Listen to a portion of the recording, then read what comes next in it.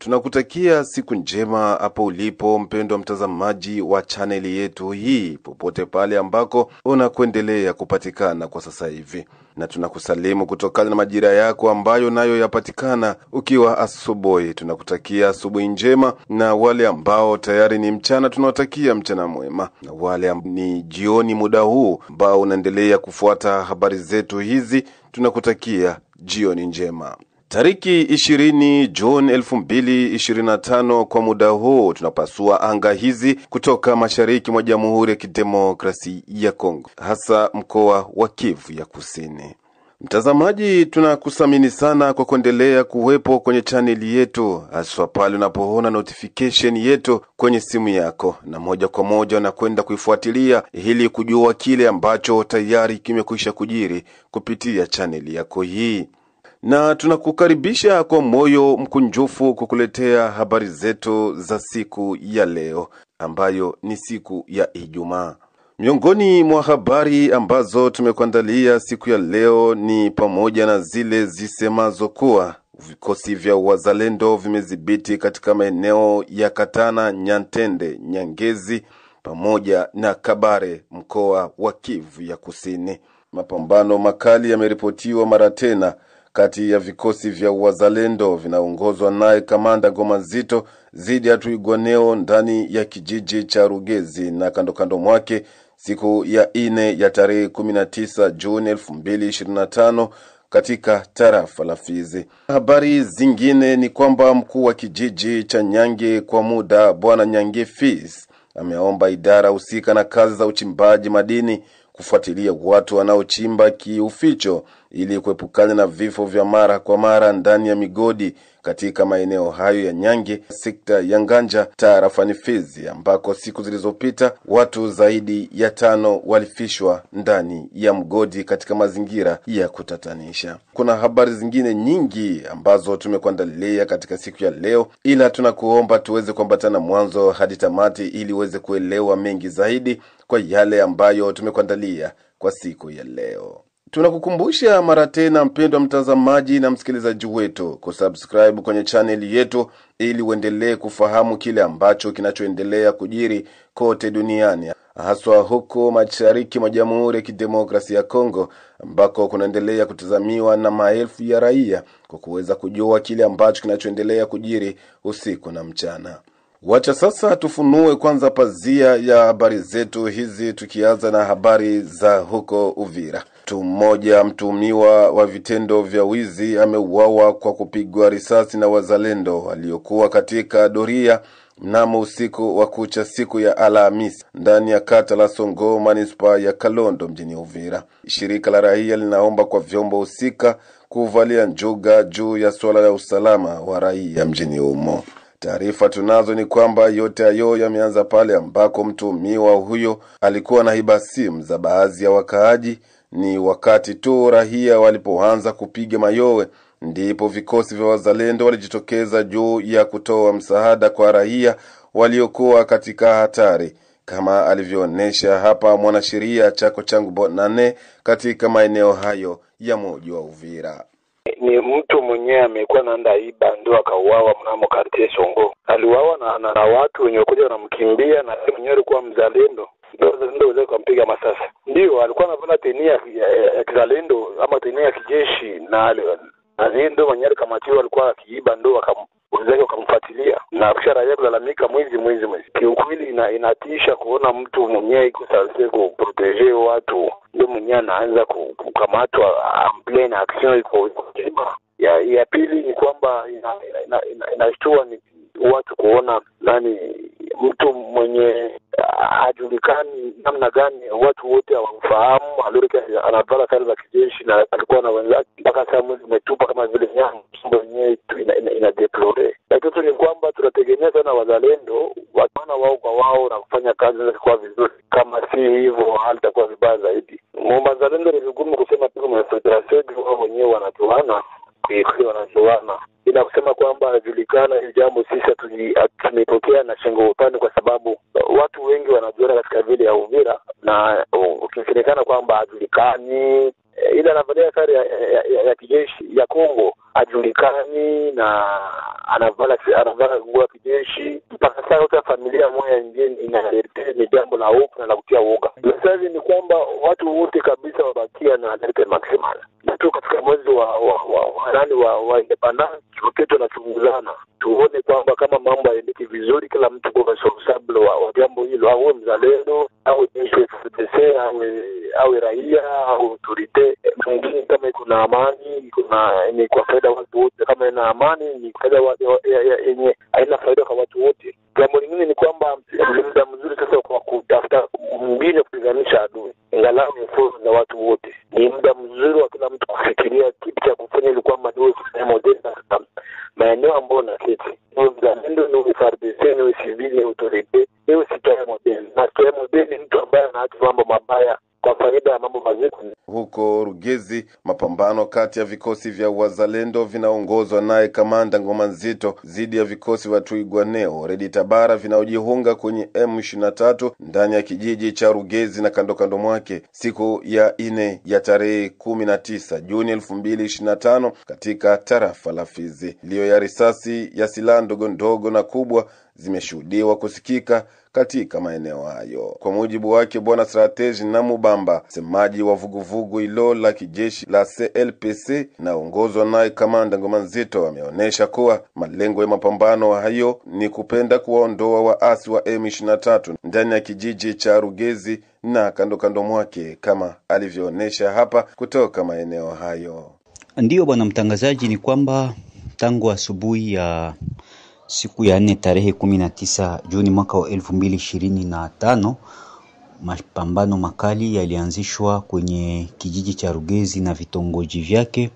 Mapambano hayo ni kati ya wazalendo wa CPLC Barfa Bebe, kundi linaloongozwa na Luteni Jemadari Delphin Kalembe Ngoma Nzito, wakishirikiana na jeshi la FARDC pamoja na wazalendo wengine dhidi ya waasi wa M23 wanaoungwa mkono na Rwanda wakishirikiana na waasi wa Burundi wa Red Tabara. Shabaha ni kwamba wazalendo pamoja na FARDC wanapenda kuwangoa waasi wa M23 kwenye eneo la Rugezi na kando yake, kwani uwepo wao hapo wanaendelea kuhatarisha maisha ya raia walio wengi, kwani shabaha ya M23 ni kuua raia, kupora vitu vya raia na pia kuchoma vijiji vya raia, jambo ambalo mara kwa mara linasababisha raia waweze kuwa na usumbufu.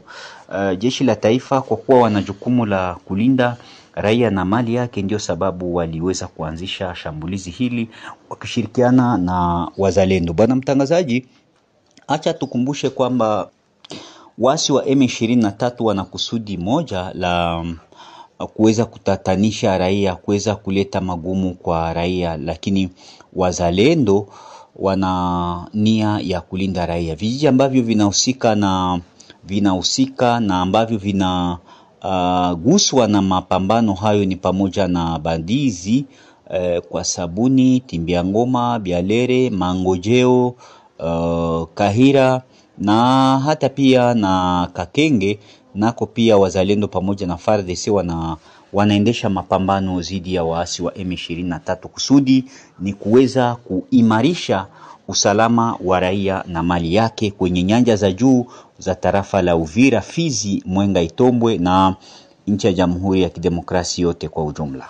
Habari zingine ambazo tumekuandalia katika siku ya leo ni pamoja na zile zisemazo kuwa mkuu wa kijiji cha Nyange kwa muda Bwana Nyange Fils ameomba kwa idara husika na kazi za uchimbaji madini kufuatilia watu wanaochimba dhahabu kiuficho ili kuepukana na vifo vya mara kwa mara ndani ya migodi katika maeneo hayo ya Nyange, sekta ya Nganja, tarafa ni Fizi. Ujumbe huo ameutoa baada ya kuripotiwa kwa maafa ya zaidi ya watu 5 na wengine 6 kuponea chupuchupu baada ya shimo moja kuanguka siku ya 3 ya tarehe 18 Juni 2025 katika kijiji cha Nyange. Nyange Fils anaeleza yafuatayo kwenye line ya simu ya channel yako. Ni kusema ni fasi yenyewe ilikuwa inatumika watu wa societe ala China. Sasa washamaliza kutumika. Hivyo hao wachimbaji wadogo wanakuwa na tabia wa China bakishatoka wao wanakia wanaanza kuchimba pale. Sasa mkuchimba bahati mbaya alikuwa anachimba usiku, ndo wakangukiwa na ebulma. Ile ebulma maafa ilikuwa ni ya watu 7, kwa watu 7 kulikufa mtu mmoja na wa 6 weko hospitalize. Mbale ba 6 weko hospitalize ku hospitali ya Leta. Bamwa bawili basha kimbia, batatu basha kimbia, kuna bakia moya na wale wengine bawili beko ku dispensaire za privé. Momonyoko ni inatokana na uchimbaji mbaya. Sona bo bashino beko na manje balikuwa baisha. Sasa bale ba creuser olie ya kusema batoshe kwa budongo juu bakaanza kupenda kuingia chini. Huko tu wanataka mikongo. Sasa kuingia ndo pesa kama matinel suko ba matinel la ville. Orpa bo ba nani bashino balikuwa batosha kwa budongo yote. Na bo kama bangetia kutosha udongo wote labda ile hali yangefikia. Ndio tulikuwa obligé kupeleka ma service technique kule tel que SAMAP, mine, na polisi na cooperative na societe civile baenda kufanya uchunguzi na ikabainika hivyo, lakini ilionekana tena zile service technique tel que SAMAP, cooperative na mine na societe civile batakala tena chini pour que wale mipango ambayo inaweza kuchukuliwe pour que ile maafa kama ile isiendelee. Na tunajua intervention tujue na kiaga nyuma ina wakati inapiga ule kama alifunikiwa sana na ilikuwa ni kuki ya kabambi sana, basi aveke mabeshe yetu walitosha wale wa mwando wakanusurika, ule mwa ukuta ameshafariki. Mimi nashukuru sana pa journaliste. Ni labda ningeshauria kwa vijana na kwanza ule uchimbaji wa usiku sio mzuri, na kama wanapenda kwenda kuchimba fasi ambao washinoa wameacha, bora kwa wanajikaza watumike hata siku nyingi, wanatosha ule udongo na banafika kumchanga ule ya kuingia chini ya udongo matinele ile, vraiment tunaweza tukapata maafa zingine tena kesho au kesho yake. Wacha kwanza tuangazie kwenye habari hizi za mapambano, ambako mapambano makali yameshuhudiwa mara tena katika maeneo ya Nyantende, Nyengezi Center na huko Kabare, mkoa wa Kivu ya Kusini. Sasa wacha tukujuze ya kwamba vikosi vya wazalendo vinaendelea kumiliki katika maeneo ya senta ya Katana, Nyantende, Nyangezi, Kabare, mkoa wa Kivu ya Kusini. Mapambano hayo yalishuhudiwa siku nzima ya siku ya 4 ya tarehe 19 Juni 2025, na ambayo ilipelekea baadhi ya raia wa mji wa Bukavu kushinda kwa hali ya wasiwasi katika maeneo hayo. Kwa sasa hivi vikosi vya wazalendo vimeonekana kuja kwa moto wa hali ya juu kutokana na kauli yao aliyoitamka ya kusema ya kwamba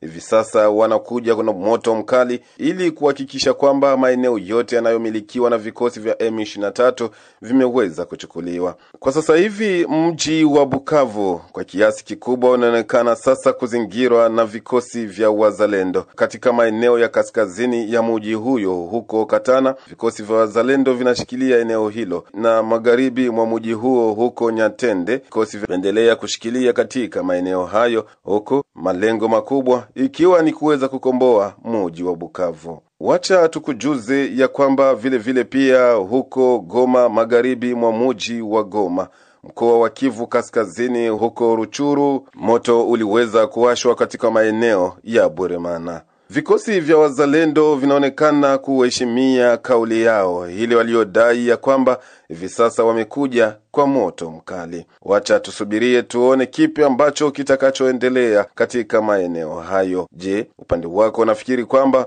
ndo moto umekuja sasa huu wa kibabe ili kukomboa miji yote ambayo inaendelea kushikiliwa na vikosi vya M23? Jibu lako tunalisubiri kwenye komenti. Mwili bila uhai wa mwanaume wa takribani miaka 45 umeokotwa asubuhi ya siku ya Alhamisi ya tarehe 19 Juni 2025 kwenye mtaa wa Maendeleo ya Kwanza karibu na uwanja wa parokia ya Chai, kata ya Panzi, manispa ya Ibanda. Itongwa Christophe, mkuu kiongozi wa eneo hilo, anaeleza mengi zaidi kwenye maiki ya chaneli yetu. Mwili usiokuwa na uhai wa kijana yapata miaka 45 umeonekana hii siku ya 4 tariki 19 mwezi huu na mwaka huu. Ilikuwa saa 10 za usiku kuchia hii siku ya 4. Ni ndani ya kata Panzi ya Avenue Maendeleo Premier, Nolwe na kanisa Katolika ya Chai. Na kisha uchunguzi tulijulisha ya kwamba huyo alikuwa presumé voleur ambaye anaitwa kwa jina la Mujamaa. yeye alikamatika ndani ya nyumba, alikuwa akitafuta kuiba kwa bwana Heritier, na huyo walifanya alerte, na hiyo alerte population walifika na wakajijembo kufanya justice populaire ama kujiamulia kisasi, kitu ambayo haikubaliwe na sheria yetu ya Kongo. Na mwili ile ilizikiwa na Croix Rouge kisha autorisation ya wakuu wetu wa jimbo letu la Kivu ya Kusini. Asante. Wacha sasa tukamilishe habari zetu kwa siku ya leo na habari hizi. Nchi ya Jamhuri ya Kidemokrasia ya Kongo na ile ya Rwanda imeanzisha timu ya wataalamu ili kutathmini kwa pamoja makubaliano yatakayosainiwa namna mawaziri wa nje wa nchi hizo mbili watakavyoshirikiana tarehe 27 Juni 2025. Ripoti kamili naye mwenzetu Alimasi Safari Dilwe. Naam. Timu za ufundi za Jamhuri ya Kidemokrasia ya Kongo na Jamhuri ya Rwanda zilianzishwa Jumatano yuko Washington nchini Marekani. Maandishi ya makubaliano ya amani chini ya uparanishi wa Marekani na mbele ya mwakilishi mmoja wa Qatar zilitangaza serikali za nchi hizo tatu katika taarifa ya pamoja kwa vyombo vya habari. Shughuli hiyo ilifanyika mbele ya Alison Hoka, karibu makamo wa masuala ya kisiasa nchini Marekani. Saini rasmi ya mawaziri ya makubaliano imepangwa kutiwa Juni tarehe 27 chini ya usimamizi wa katibu wa nchi ya Marekani Marco Rubio. Mkataba huu huko katika msingi wa tamko la kanuni zilizosainiwa Aprili 25, 2025. Haya ndio matunda ya siku tatu za mazungumzo yenye kujenga yaliyoendeshwa kati ya wajumbe wa DRC na Rwanda yanahusiana na masuala ya kisiasa, usalama na kiuchumi.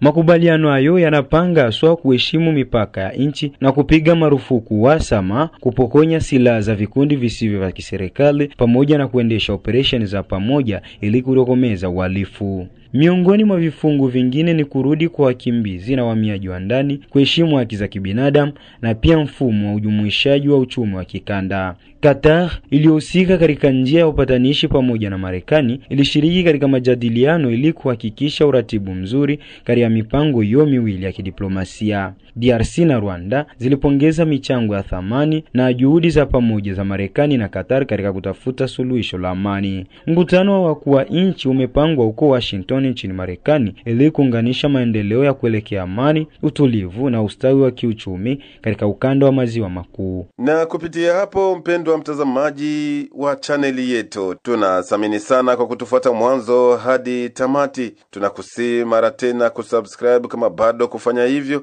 Usisahau pia kusambazia wengine na kukomenti. Kutanane baadaye panapo majaliwa. Tunakutakia siku njema.